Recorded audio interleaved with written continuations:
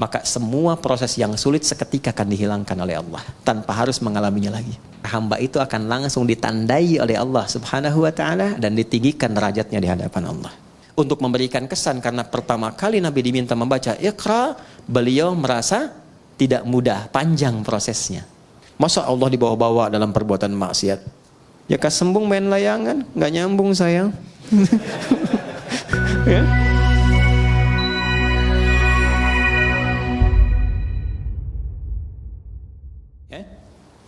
Ini bak sudah tadi ya? Bak sudah. Ada berapa maknanya? 14 ya. Kita bahas berapa? 3 kan? Jadi 1, fungsi bak itu menjadikan semua kegiatan kita tertuju untuk mendapatkan ridha siapa? Allah. Namanya apa? Sababiyah ya. Dengan sebab Allah menetapkan saya minum. Karena Allah saya berpakaian. Kalau sudah karena Allah nggak mungkin maksiat. Masa Allah dibawa-bawa dalam perbuatan maksiat? Jelas ya? Mau naik kendaraan, bismillahirrahmanirrahim. Maka sepedanya pasti akan dipakai pada yang baik-baik. Kendaraannya juga demikian, itu dihisab loh. Ya. Kemudian yang kedua apa tadi? Musahabah. Musahabah itu mendapatkan penyertaan, perhatian dari Allah. Maka merasalah diperhatikan. Kalau sedang minum, merasa dilihat Allah.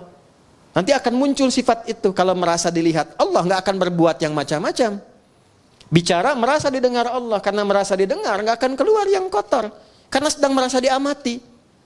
Ya, innallaha sami'un basir. Ya, Allah mendengar, mengawasi. Nah, itu ada pada huruf ba. Kalau kita kenakan pakaian merasa diawasi Allah, kita bekerja merasa diawasi Allah, jadi baik semua.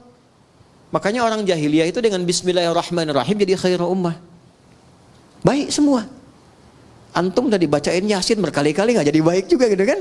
Nah, balik lagi, mungkin tadaburnya yang kurang. Ba yang terakhir ilsaq. Kalau sudah ilsaq, udah jadi hamba yang diistimewakan oleh Allah, yang bahkan belum minta Allah sudah menjawabnya. Bismillahirrahmanirrahim. Asalnya ini ada alifnya di sini dari kata ismun. Begini. Asalnya bismillah. Dibaca nyambung bismillah. Dan cuma di bismillahirrahmanirrahim alifnya hilang. Wahyu pertama turun apa? Hah? Bacanya apa? Ini yang tidak tepat. Wahyu yang pertama turun itu bukan Iqra. Tolong diperbaiki ya. Wahyu yang pertama turun itu bukan Iqra. Tapi wahyu yang pertama turun Iqra bismi rabbikal ladzi khalaq. Karena saat turun Iqra, Nabi jawab ma'ana biqari. Iqra ma'ana biqari. Itu perintah Jibril, baca. Ya? Allah mewahyukan, baca. Kata Nabi, saya betul-betul nggak bisa baca. Sudah pakai ma istifham, pakai ba taukid. Ma'ana bi, betul-betul saya nggak bisa. Nabi nggak bilang mau qara'tu, tapi ma'ana biqari. Saya betul-betul nggak bisa baca. 2 kali Iqra, nggak bisa. 3 kali dipeluk dulu oleh malaikat Jibril. Setelah ada ketenangan, kenyamanan, baru sempurna ayat turun. Iqra bismi rabbikal ladzi khalaq. Muhammad SAW, baca karena Allah yang telah menciptamu. Kalau mencipta engkau aja begitu mudah, apalagi hanya menuntun engkau untuk bisa mengikuti bacaan. Jangan baca karena engkau nggak pernah belajar, nggak pernah punya guru yang mengajar, nggak pernah sekolah. Lakukan karena Allah, maka semua yang sulit akan mudah. Karena itu di bismi rabbikal ladzi khalaq itu ada alifnya. Silakan cek di surah Al-Alaq tuh, surah 96 ayat 1. Iqra. Ya, Iqra begini. Bismi, nah ada alifnya. Nih. Ini baru sebagian ya. Nanti ada ayat-ayat lain juga yang bisa kita konfirmasikan. Ini saya kasih contoh 1 di antara sekian. Pasti ada alifnya, harus ada ini. Nggak mungkin nggak ada, harus ada. Ada nggak? Hah? Ada? Begini tulisannya. Ya kan? Ba, ada alif ke atas begini kan? Ada ismi. Di bismillahirrahmanirrahim alifnya nggak ada. Langsung nyambung.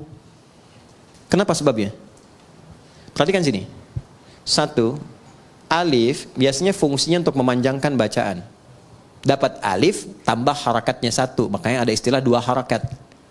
Fataha, fa, ta, dan ha begini. Fa-nya ketambahan alif, tambah fa begini. Maka fungsi alif ini menambah harakat. Yang tadinya cuma satu, fa tambah lagi satu harokat. Jadi istilahnya dua harokat, satu, dua. Kalau fa aja sudah punya batasan, fa, maka tambah lagi satu a. Ada dua kan? Maka tambah panjangnya sedikit, fa. Itu yang dimaksud dua harokat. 3 harokat tambahkan lagi satu, 4 harokat tambah lagi satu. Ya, kalau kami belajarnya pakai detik, setiap 2 harokat 1 detik. Tak. Ya, di kalau 4 harokat berapa detik? 2 detik. 5 harokat 2,5 detik. Nanti masuk di bab mad. Mad wajib muttasil, mad jaiz munfasil dan seterusnya. Nah, yang dimaksud 2 harokat, 4 harokat, 6 harokat ini. Ditambah alif, alif ini gambaran dari harokat. Jadi kalau sudah ada ini maksudnya dibacanya 2 kali seperti ini, 2 kali harakat. Fatah. Jelas? Alif fungsinya memanjangkan bacaan. Dan kalau sudah ada alif, harakat yang sesuai adalah fathah. Kalau kasrah itu ya. Kalau dhammah, waw. Tapi ini menarik, harakatnya kasrah, iqra bi pakai ya, pakai kasrah. Tapi tandanya alif. Kenapa nggak dibuang saja? Untuk memberikan kesan, karena pertama kali Nabi diminta membaca Iqra, beliau merasa tidak mudah, panjang prosesnya. Menunjukkan sesuatu yang tidak mudah, panjang, kadang berliku, kadang tidak mudah. Tapi kalau semua dilakukan karena Allah, maka Allah akan membuat yang panjang semakin pendek, yang sulit akan semakin mudah. Itulah sebabnya ketika walaupun di sini ada alifnya, tetap dibacanya cepat dan pendek. Iqra bismillahirrahmanirrahim. Jadi Anda kalau menghafal Quran dikerjakan karena Allah, bukan karena target dari RKM harus selesai sekian. Kalau enggak jadi umroh, cuman sampai ke Cengkareng aja misalnya kan. Ya, saya menghafal bukan karena tuntutan dari kurikulum, tapi saya lakukan karena Allah. Maka akan terjadi akselerasi. Ya, kuantum, lompatan yang bahkan akan melewati orang-orang yang bahkan sudah punya hafalan banyak. Gitu. Itu yang kami dahulukan kepada para penghafal. Bisa dibayangkan ada anak dan ibu masuk karantina hafalan Quran. Ibu sudah punya bekal 3-5 juz, anak masih kosong. Ibunya target ingin jadi hafidhah, ikut itu. Anaknya terserah Allah saja deh mah. Dipaksa ibunya masuk, ya udah karena Allah saya hafalkan. Hari ke-27 anaknya hafal 30 juz, ibunya belum sampai. Bayang? Oke, maka ini yang saya ingin terangkan fungsi alif. Kenapa di sini dihilangkan alif ya? Untuk memberikan gambaran, orang yang memulai dengan kalimat Bismillahirrahmanirrahim, maka semua proses yang sulit seketika akan dihilangkan oleh Allah tanpa harus mengalaminya lagi. Paham? Gitu. Tapi dengan cara baca yang benar. Ya, makanya orang dulu tuh Bismillahirrahmanirrahim. Ada yang dapat begini, mudah begitu, karena cara bacanya benar. Ya, orang sekarang baca Bismillah niatnya pengen terbang.